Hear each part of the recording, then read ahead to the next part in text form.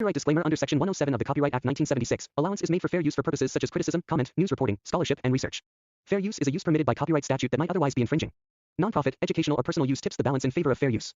बिना किसी देर के स्टार्ट करते हैं मूवी को। कहानी की शुरुआत देखते हैं हम मेक्सिको का एक इलाका, जहाँ पर एक घर के अंदर हमें एक लड़की नज़र आती है जो पोजेस्ड हो चुकी थी। उसके साथ ही वहाँ दो फादर भी थे, जिनमें एक का नाम था फादर स्कॉट और दूसरे का नाम था मेसन। वो लड़की पोजेस हालत में अपने नाखूनों से दीवार को कुरेद रही थी। साथ ही हम ये भी देखते हैं कि वो लड़की हैंडीकैप थी, मतलब कि वो चल फिर नहीं सकती थी। तभी हम अगले सीन में देखते हैं कि फादर मेसन उस लड़की के अंदर मौजूद डेमन से अपना नाम जाहिर करने के लिए कहते हैं, लेकिन डेमन ये कहता है कि वो ऑलरेडी उसे जानते हैं। अब ये सुनते ही मेसन सोच में पड़ जाते हैं कि डेमन मेसन का नाम अच्छे से जानता था। वो उन्हें उनके पूरे नाम यानी कि मेसन हार्पर कहकर ही बुलाता है। फादर मेसन इस डीमन को उस लड़की की बॉडी को छोड़ने के लिए कहते हैं, लेकिन ये डीमन जो है वो टस से मस नहीं होता। वो उन्हीं के बीच फादर स्कॉट आगे बढ़ते हैं उसे काबू करने के लिए, लेकिन फादर मेसन उसे पीछे बुला लेते हैं, लेकिन वो डेमन स्कॉट को उठाकर फेंक देता है। यानी कि फादर स्कॉट दीवार से टकराते हैं और उनकी वहीं पर मौत हो जाती है। अब वो पोजेस हुई लड़की फादर मेसन के पास आती है और उनके अंदर का डीमन उन्हें ये कहने लगता है कि उसे तो गॉड का एलिट होना चाहिए था, लेकिन वो बहुत ज़्यादा डरपोक है और उसके मन में खुद के बिलीफ को लेकर ही बहुत सारे क्वेश्चंस हैं। यानी वह खुद पूरी तरह से श्योर नहीं और डीमन उसको गुमराह करने के लिए कहता है, लेकिन फादर मेसन उसके ऊपर हाथ रख के प्रेयर्स चैंट करने लगते हैं। अगले सीन में हमें दिखाया जाता है कि डीमन उस लड़की की बॉडी को छोड़ देता है। उसके बाद वो देखता है कि फादर स्कॉट पूरी तरह से ख़त्म हो चुके हैं। अब उसके बाद फादर गैब्रियल की कॉल आती है। वो फादर मेसन से ये पूछते हैं कि क्या उन्होंने सक्सेसफुली एग्जॉर्सिज्म कर लिया है, जिस पर फादर मेसन उन्हें बताते हैं कि एग्जॉर्सिज्म के दौरान फादर स्कॉट की मौत हो चुकी है। ये सुनकर गैब्रियल उन्हें कुछ बताता है, लेकिन वो उन्हें ये भी कहता है कि वो बात उनके बीच रहनी चाहिए। मतलब आज उनके 6 एग्जॉर्सिज्म मारे गए हैं। ये सुनकर मेसन हैरान रह जाता है, यानी यहाँ पर बहुत कुछ हो रहा था। नेक्स्ट सीन में हम देखते हैं मेसन को, जो घर जाने के लिए बैठा था। वो उसी एग्जॉर्सिज्म के बारे में सोच रहा था। तभी एक आदमी उसे नजर आता है। वो आदमी बिल्कुल उसके फादर एग्नस जैसा दिख रहा था। सीन में हम देखते हैं कि वो आदमी ब्रिज पर चढ़कर वहां से कूदने लगता है, लेकिन मेसन उसे रोकने की कोशिश करते हैं। इतनी ही देर में वो वहां से कूद जाता है और नीचे देखते हैं तो उसे वहां पे कोई भी नजर नहीं आता। इसी दौरान वहां पर उसे लेने के लिए उसकी बचपन की फ्रेंड टेनिस आई थी। टेनिस असल में एक साइकेट्रिस्ट थी। इसके बाद फादर मेसन उसके साथ घर के लिए निकल जाते हैं। वो रास्ते में उससे कुछ बात करने की कोशिश भी करती हैं, लेकिन मेसन बिल्कुल खामोश रहते हैं। टेनिस पूछती है कि क्या यहाँ पर लौट कर आना एक बुरा आइडिया है। दरअसल यहाँ हमें पता चलता है कि मेसन अपने हाउन टाउन में काफ़ी सालों बाद आए थे और टेनिस को लग रहा था कि शायद इसी वजह से वो यहाँ पर कंफर्टेबल नहीं। लेकिन यहाँ पर मेसन उन्हें बताते हैं कि गुमसुम रहने की वजह ये नहीं। वो बताता है कि उसके लिए ये गुजरे 24 घंटे बहुत अजीब थे। वो उसे बताता है कि अभी टेनिस ने जब उसे पिकअप किया उससे पहले उसने अपने फादर को देखा। फादर मेसन की बात सुनकर जवाब देती है कि वो तो पहले ही ख़त्म हो चुके हैं, शायद उसने सिर्फ उन्हें ब्रिज से कूदते हुए इमेजिन किया। लेकिन तभी फादर मेसन कहते हैं कि ऐसा कुछ भी नहीं है, आखिर उसके साथ अच्छा हो या बुरा। खैर उनकी बातों से हमें पता चलता है कि फादर मेसन का बचपन इस जगह पर काफ़ी ज़्यादा बुरा था। उसके साथ बहुत ज़्यादा टॉर्चर किया जाता था और मेसन के लिए यहाँ पर लौट कर आना एक ट्रॉमे से कम नहीं। यहाँ पे हमें ये भी पता चला था कि टेनिस मेसन का पहला प्यार भी थी और यहाँ पर टेनिस मेसन के लिए कुछ फील भी करती थी, यानी वही प्यार वाली फीलिंग्स। वो बहुत ज़्यादा खुश थी कि फादर मेसन वापस लौट आए हैं, लेकिन मेसन को यहाँ पर आकर कुछ भी अच्छा नहीं लगता। इसके बाद वो घर आते हैं, जहाँ पर टेनिस उसे फील करवाती है कि वो आज भी उसे चाहती है। लेकिन तभी मेसन और बहुत ज़्यादा डिस्टर्ब था, वो इन सब के बारे में नहीं बात करता। उसका पास्ट उसके आगे आ जाता है, इसी वजह से उन दोनों के बीच में बहस हो जाती है। हम देखते हैं कि टेनिस परेशान होकर वहां से चली जाती है और शाम को मेसन एक सुपरमार्केट जाता है, जहां से वो अपने लिए एक वाइन खरीदता है और बाहर निकल आता है। तभी उसे दोबारा से उसके फादर एग्नस दिखाई देते हैं। अब उन्हें देखकर उसे अपने पास्ट के फ्लैशबैक्स आते हैं और हम देखते हैं कि उसके फादर बहुत ज़्यादा टॉर्चर किया करते थे, वो भी सिर्फ रिचुअल के नाम पे। वो गॉड के लिए अपने बेटे को एक वेसल बनाना चाहते थे ताकि गॉड इस दुनिया में आ जाएं। नेक्स्ट सीन में हम देखते हैं कि टेनिस मेसन के पास आती है, जिसके बाद वो फिर से बात करने लगते हैं। मेसन उसे अपने कल के बारे में माफ़ी मांगता है, जिसके बाद मेसन उसे बताता है कि वो बहुत ज़्यादा टफ सिचुएशन से गुजर रहा है, उसके लिए ये सब फेस करना बहुत मुश्किल है।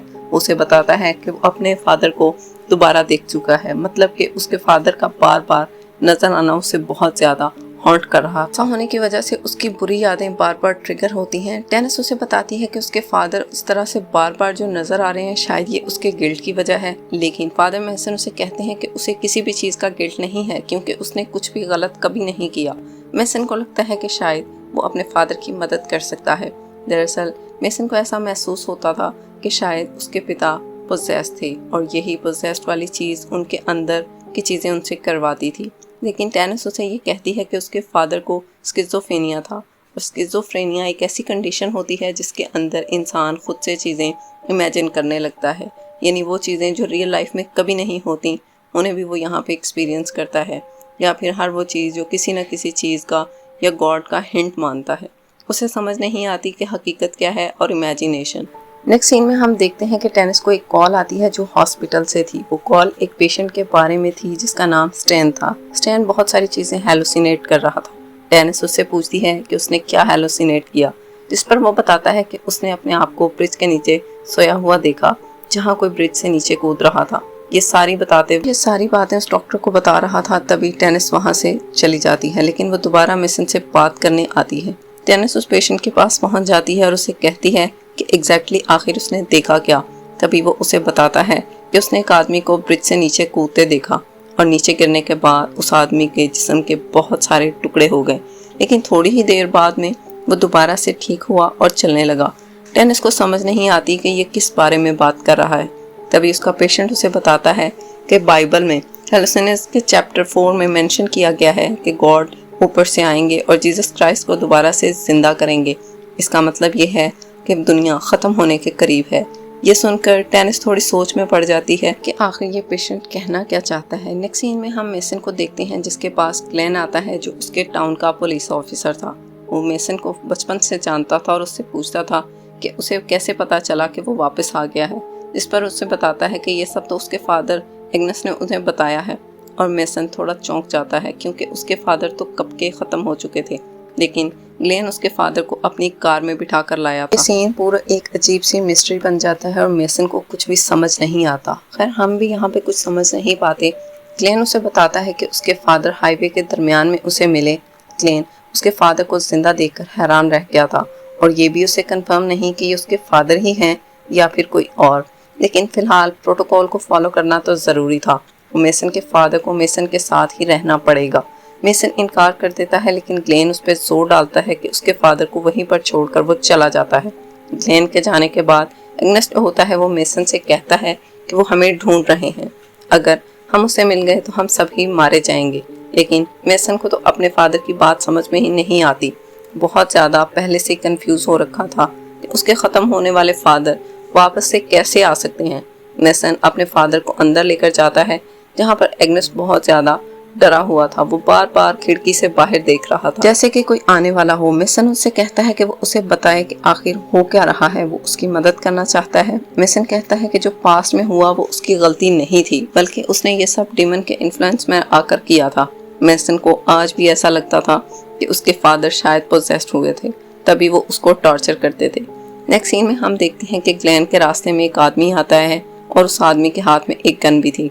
ग्लेन उस आदमी को अच्छे से जानता था, लेकिन यहाँ पर ग्लेन बाहर आता है, गाड़ी से बाहर आता है। तभी वो लोग ग्लेन से एंगस के बारे में पूछते हैं कि एंगस कहाँ पर है, लेकिन वो एंगस के बारे में उन्हें कुछ भी नहीं बताता। बाद में वो लोग उसे शूट करते हैं और जान से मार डालते हैं।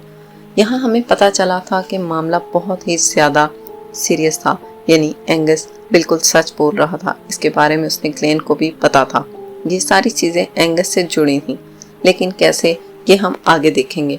इसके बाद हम अगले सीन में देखते हैं टेनिस को, जो मैसन से कांटेक्ट करने की कोशिश कर रही थी। इसी दरमियान वो ग्लेन की कार को देखती है, जिसके अंदर ग्लेन की जगह वही आदमी बैठा था, जिसे देखकर वो चौंक गई थी। उसके बाद वो इस चीज़ की कंप्लेंट करने के लिए पुलिस स्टेशन जाती है। रात के टाइम में हम मैसन के घर के बाहर एक पीओवी देखते हैं जैसे कोई मैसन के घर की तरफ नजर रख रहा हो। अब घर के अंदर मैसन अपने फादर को नहलाने की कोशिश करता है।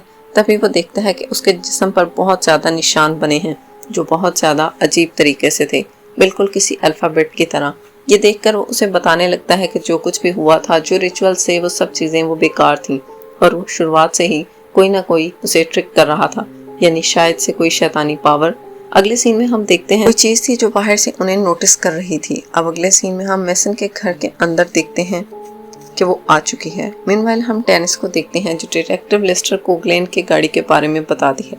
अगले दिन मेसन फादर गैब्रियल को वॉइस नोट भेजता है ताकि वो उसे कॉल करें। जब वो खाना खाने के लिए अपने फादर के साथ बैठा था और साथ ही साथ एंगस उसे बताता है कि वो गॉड का वेसल है। दरअसल बहुत पहले जब मेसन छोटा था तब एंगस उसे गॉड का वेसल बनाना चाहते थे, लेकिन ये सब फेल हो गया और अगर ऐसा नहीं होता एंगस उसे ये बताते हैं कि गॉड उसे कभी भी ख़त्म नहीं होने देंगे। लेकिन उन्हें ऐसा लगता था कि शायद उसके फादर ठीक नहीं, जिसकी वजह से वो अपने फादर को सुलाकर खुद भी सो जाता है। लेकिन रात में वो चीज़ एंगस के रूप में आ जाती है, जिसके पॉइंट ऑफ व्यू से हम ये सब देख रहे थे। दूसरी तरफ हमें पास्ट का एक सीन नज़र आता है जहाँ पर हम टेनिस और मेसन के बचपन को देखते हैं। यहाँ हमें पता चलता है कि टेनिस ने ही मेसन को उसके फादर से छुड़वाया था जो उसे टॉर्चर करते थे। उसके बाद वो उस जगह जहाँ पर ये सारी चीज़ें होती थी, मतलब ये सब टॉर्चर होता था, वहाँ पर पुलिस को भेजी। लेकिन हुआ ये कि शूट आउट के दौरान एंगस के आदमी मारे जाते हैं जो रिचुअल में सपोर्ट करते हैं और एंगस को पुलिस बाहर ले आती है। लेकिन एंगस उन पर गन तानता है, लेकिन पुलिस वाले उसे भी मारकर ख़त्म कर देते हैं और यहाँ पर हमें पता चलता है कि एंगस भी मारा गया था। लेकिन अब वो दोबारा फिर से वापस आ चुका है और ये सारी चीज़ें मेसन अपने ख्वाब में देख रहा था। तभी उसकी आंख खुलती है जहाँ उसके फादर उसे ख़त्म करने की कोशिश कर रहे थे, लेकिन मेसन उनको रोकने की ट्राई करता है। तभी वो कहते हैं कि उसने हमें ढूंढ लिया है और उसके पास कोई और चॉइस नहीं। तब मेसन पूछता है कि किसने उन्हें ढूंढ लिया, जिस पर वो बताता है कि एडोनॉय। एडोनॉय मतलब कि गॉड। और एग्नेस कहने लगता है कि वो उसे मरने नहीं देंगे और उसे उन्हें रोकना होगा। मीनवाइल हम टेनिस को दोबारा से देखते हैं जिसे ऐसा लगता है कि उसने पहले से इस आदमी को कहीं देख रखा है और तभी उसे याद आता है इस आदमी को उसने बहुत पहले एंगस के साथ देखा था, यानी कि वो इस आदमी के साथ रिचुअल्स परफॉर्म किया करते थे जिसके अंदर मेसन को टॉर्चर किया जाता था। ये पता चलते ही टेनिस पुराने शेड में जाती है जहाँ पर वो रिचुअल्स करते थे। वहाँ पर वो छुप के उन लोगों को देखती है जिनके सर पर खून से क्रॉस बने हुए थे। तभी वहाँ पर एक गार्ड आता है जिसके हाथ में बंदूक थी। टेनिस उसके गले के पीछे आकर उसके गले को पकड़ लेती है। तभी वो लोग वहाँ आ जाते हैं और टेनिस को उस गार्ड को छोड़ने के लिए कहते हैं। टेनिस को मजबूरन उनकी बात माननी ही पड़ती है, लेकिन तभी वो टेनिस को बेहोश कर देते हैं। दूसरी तरफ हम देखते हैं कि मेसन अपने फादर को संभाल रहा था और वो चीज़ जो उनके घर पर थी वो एंगस को देख रही थी, लेकिन मेसन को कुछ भी दिखाई नहीं देता, लेकिन वो फील कर पा रहा था कि वहाँ कुछ है। एंगस उसे कहता है वो सबको मार देगा।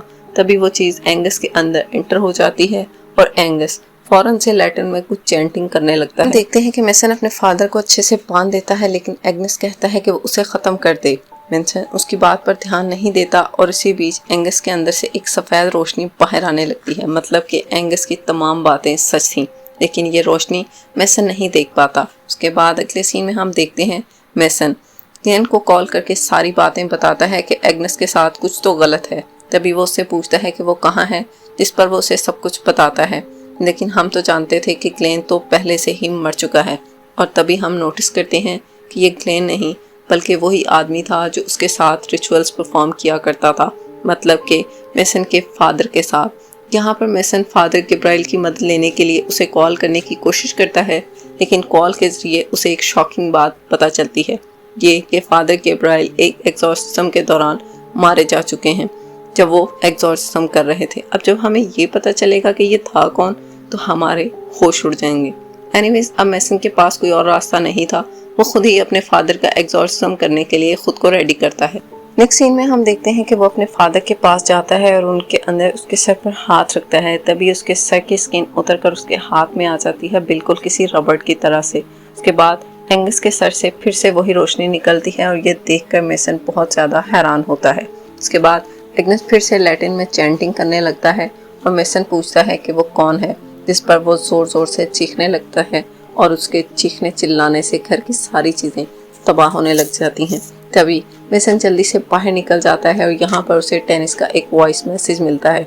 तभी वो उसे कॉल करने की कोशिश करता है, लेकिन दूसरी तरफ हम देखते हैं कि टेनिस को बांध के रखा है। वहाँ उस ग्रुप के लोग असल में चर्च के ही लोग थे।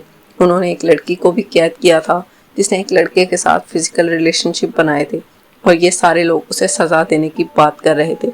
इनडायरेक्टली वो लोग गॉड के काम को खुद करना चाहते थे अपने हाथों से। उसके बाद ये लोग उस लड़की को शूट करके मार डालते हैं, और यहाँ अब बारी थी डेनिस की। नेक्स्ट सीन में हम देखते हैं कि मेसन को जो एग्जॉर्सिज्म के लिए बिल्कुल रेडी था, अब वो वहाँ पर आकर गार्ड से प्रे करता है और शक्ति मांगता है ताकि एग्नेस के अंदर जो कुछ भी है वो उससे लड़ सके, और अपना एग्जॉर्सिज्म स्टार्ट कर देता है। लेकिन इसके बावजूद भी एंगस के ऊपर कोई भी असर नहीं होता।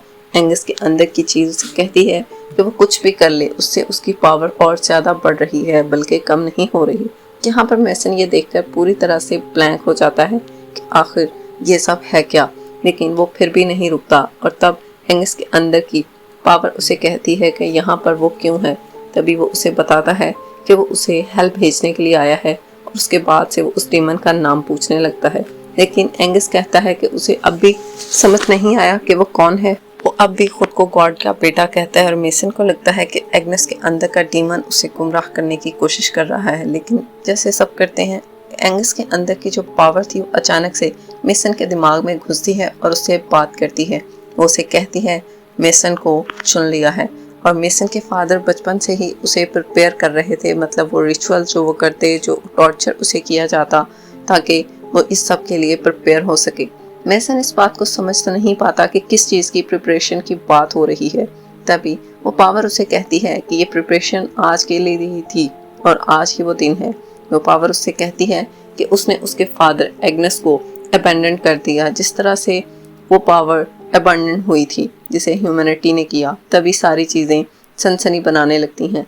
दरअसल एग्नेस के अंदर कोई डीमन नहीं था, बल्कि खुद गॉड थे, और गॉड कहते हैं कि अब वो ह्यूमैनिटी को भी अबैंडन कर देंगे, मतलब कि छोड़ देंगे उसके लिए, जैसे उसके पिता की ज़रूरत थी और अब उसे उसकी ज़रूरत है। उसकी बातें सुनकर मेसन क्रॉस को उल्टा कर देता है। यहाँ हम ये समझ पाते हैं कि उसने टेबल का साइन बना लिया था। गॉड को उससे परेशानी होती है, मतलब कि जो कुछ एग्नेस ने कहा था वो तमाम बातें सच थी। गॉड ह्यूमैनिटी को ख़त्म करना चाहते थे क्योंकि वो इस दुनिया से बहुत ज़्यादा नाराज़ थे। यानी जो इंसान यहाँ पर गुनाह कर रहे थे, नेचर के साथ खिलवाड़ कर रहे थे, इसकी वजह से वो इन सब से नाराज़ थे। गॉड कहते हैं ह्यूमैनिटी डेविल के कंट्रोल पर चल रही है।